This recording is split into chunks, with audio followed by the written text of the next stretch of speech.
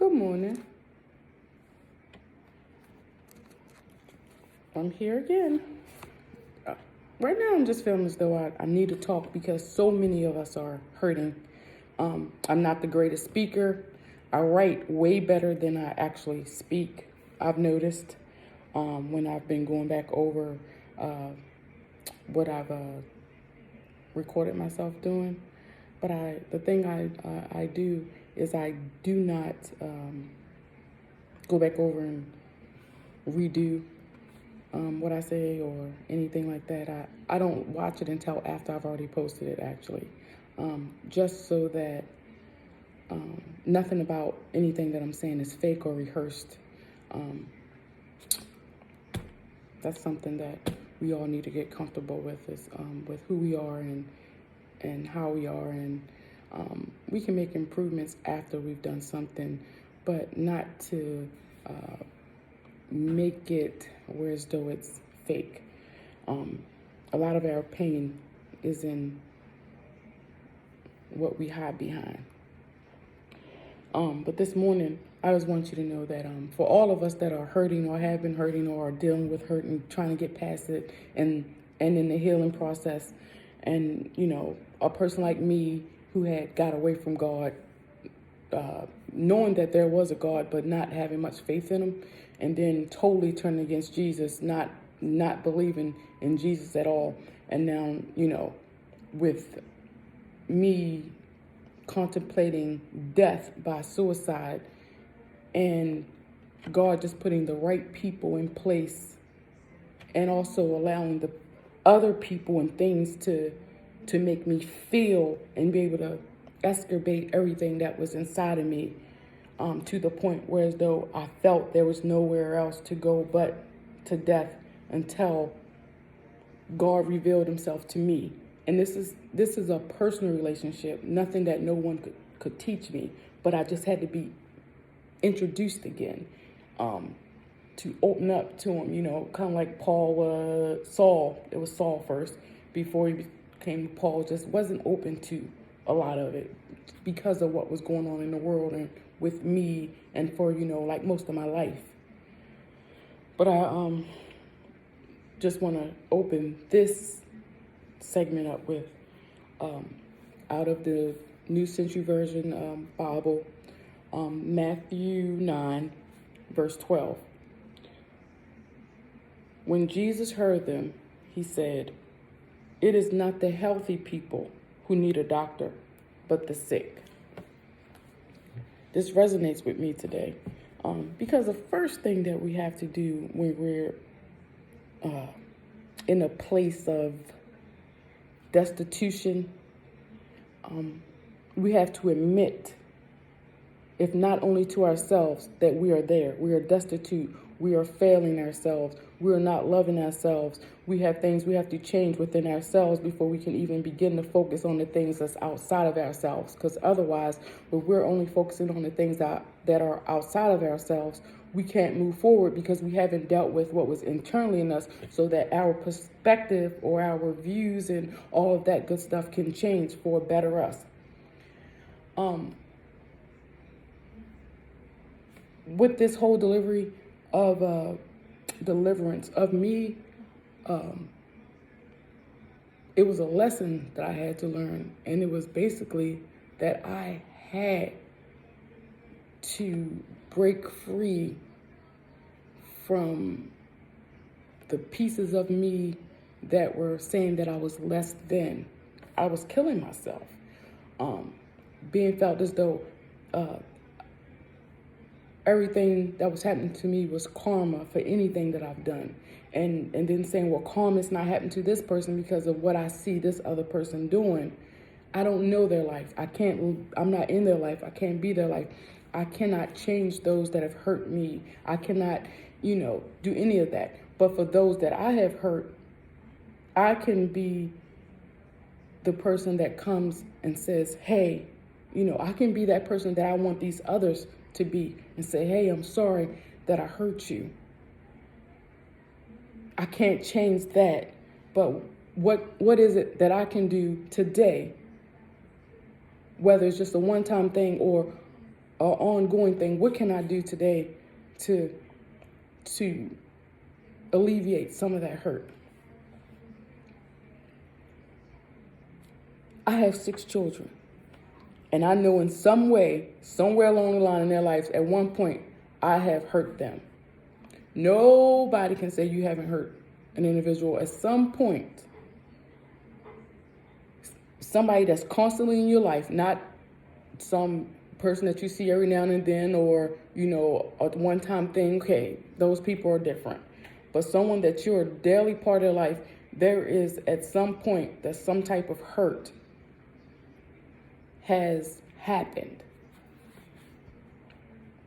Sometimes we hurt people when we think we're helping them.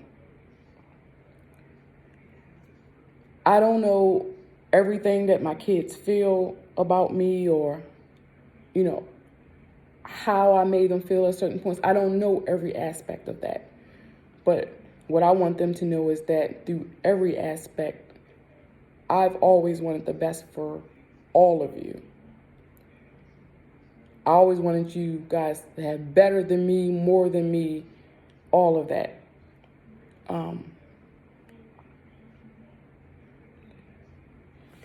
I was listening to Tasha Cobb's Gracefully Broken this morning, and it hit me like a ton of bricks. Yeah, I was broken, I'm still broken. But to be reminded that gracefully, not with intent, did God do these things. And some people say that God doesn't hurt you, but it's funny that I cannot remember exactly where it's at, but in Jeremiah, it does say that God does, but it's for a purpose. Everything is not the devil. Some things you bring on yourself because of this free will that we're given. Everything is not from the devil. Every bad thing that you do is not from the devil.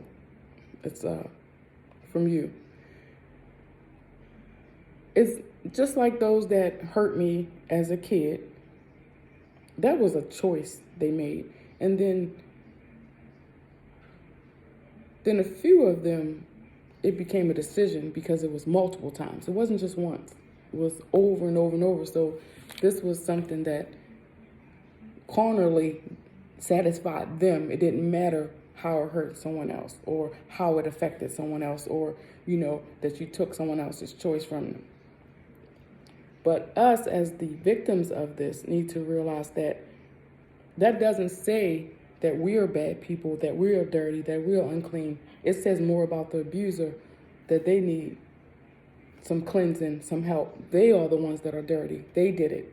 And not one time, multiple times. They consistently do it. It wasn't just a one time, oh my gosh, bloom, bloom, over and over and over. Not one person either, multiple people.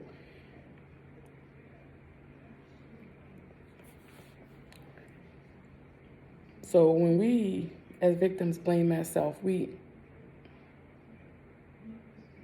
start this little cycle of craziness from within us. We start seeing ourselves as,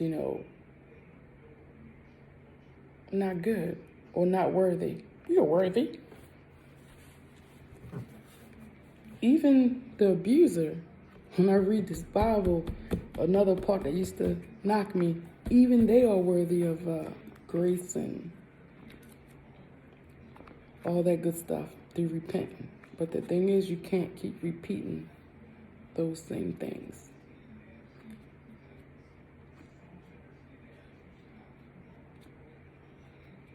We have to turn our back to things that are not good for us, others, our society, our communities, our families. Sometimes we do have to be courageous. We have to be bold to speak out and act against these things that are tearing our communities, our families up. Somebody has to do it. And regardless of how annoying or repetitious it has to be to those folks that are not trying to hear it, sometimes you got to just keep going. And that's what I'm going to do. I'm just going to keep going and going and going. I can have people that don't talk to me, not follow me, not support me. But if it's one person that I'm helping, I'm good with that. So I'm going to keep going because I need to let us know it's not over. We can change. Our yesterdays do not determine our tomorrows when we make a change. If we stay in the same situation that we were yesterday and it's not a good situation, yeah, that's a problem because you're stuck.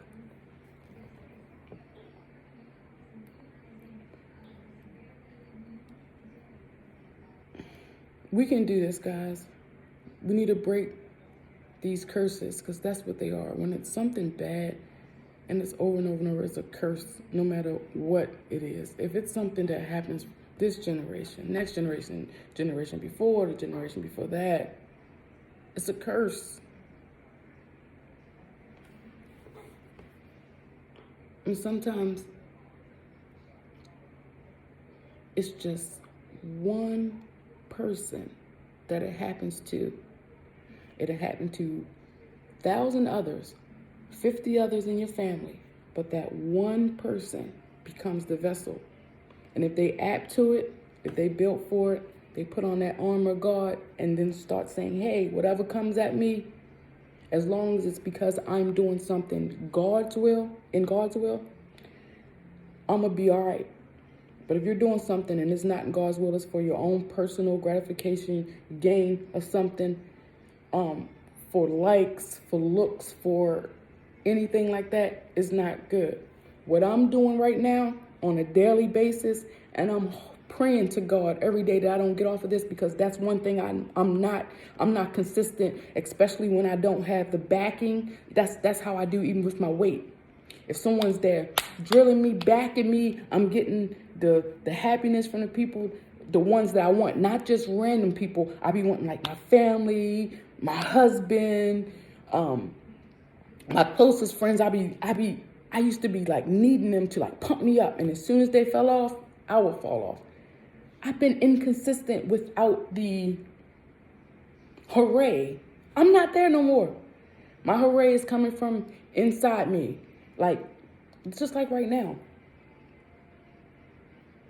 My family, my husband, my kids, they not backing this movement that I feel in me. I'm not getting no, like, not public, not private display, none of that. It was affecting me, and believe me, it still has a little tingle that it's not happening from them, that they're not, behind me with all of this talking and pushing the narrative of getting our family to the point as though that we don't have any more of these, like me, been abused, and people quote you as being crazy or simple or, outrageous because I've been abused. There's also my family members, they were the abusers. So I'm trying to get it out so that we can help all of us. Those that have been abused, those that have been the abusers, those that may potentially be abused in the future, and those that may potentially be the abusers in the future. Trying to cut it so that even if there was 5 coming up, if I could stop one from being abused, if I can stop one potential abuser from acting on their sinful nature of that matter, that would matter to me, because that's one less in each part. But if I can get all 5 of the potential ones that will be, whether they're abusers or the abused, that would be even greater. I'm not going to stop. I don't wish the mindset that I've had for years on anyone. I want everyone to love themselves. And I'm looking, of course, I got my Be Yourself going out my dining room door.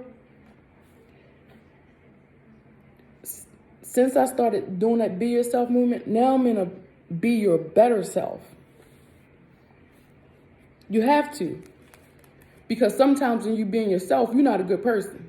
You have to be your better self. And that's where I'm at now. And I'm hoping that I stay grounded. The consistency that I've been trying to do so many things in my life, being consistent. I'm trying. And this right here, I feel as though I'm going to have to be consistent in order to stay level, because I already know the rumblings are never going to stop around me.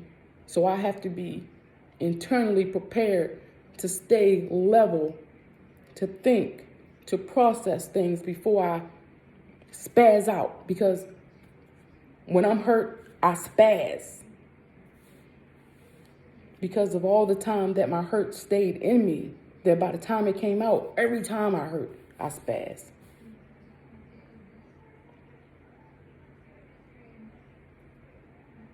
But we all have those lessons, have experiences.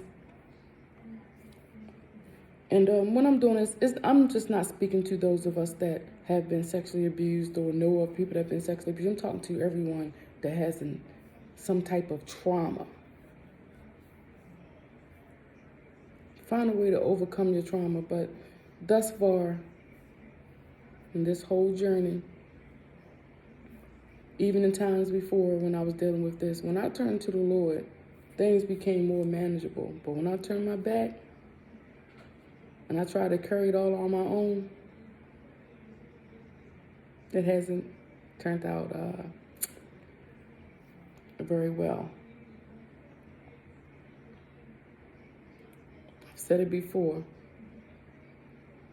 It's feel like I've been punched in my face, jabbed in my gut, and drop kicked.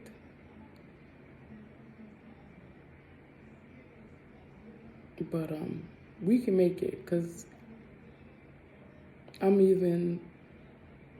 my thoughts are becoming different. Even though some things I still know I have to leave, and that the time is coming that I'm not going to be in places that I am. Even though like some of those things, and I guess as they happen, I'll talk about it, but I won't talk about anything until things have happened, because I don't know what God has in the plan yet. Some things he haven't unveiled to me. I just got to have faith that I'm going to follow his path and not my own. But it's like you have to be open to what God has for you, regardless of what you think. Because some of that suffering comes from our personal choices that we did not consult with God, the universe, the higher power first. We made them on our own. So they worked for a while, and they were seasonal. But just know, God is actually good all the time. Turn to him. Don't give up on him. People are people, whether they're friends, family, or foes, all the same. But God is God, and he never changes. God bless.